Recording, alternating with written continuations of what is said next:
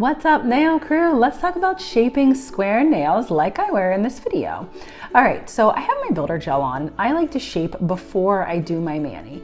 And I take a 180 grit file. You wanna make sure right before you start filing, you almost like kind of hook the file underneath your nail. You don't want to file on the top of your nail because that's gonna kind of give it this curve to it. But I mean, if that's the look you're going for, that's one thing, but I like the straight edges on the sides and on the top.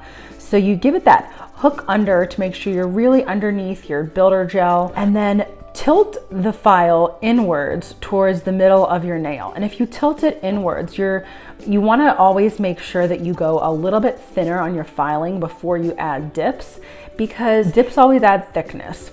So if you don't file inwards more to the shape of what you want, then when you get your dips on, you're gonna have to do way more filing. And let's be honest, no one wants to do any more filing than we have to do.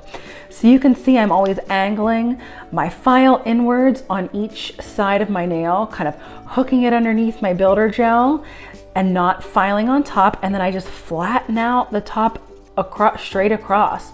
So I get that nice straight square that's slightly tapered in, so that when I add my dip powder on, it is nice and shaped cleanly. And I like to take a break after I think I'm done filing and kind of look at it from the front angle, see if everything looks even, and you can tell between each of my two hands which has been filed and which hasn't. Now that you know how to shape, come learn how to dip with me in my next video. As always, if anyone has any questions, drop them below. Thanks, nail crew.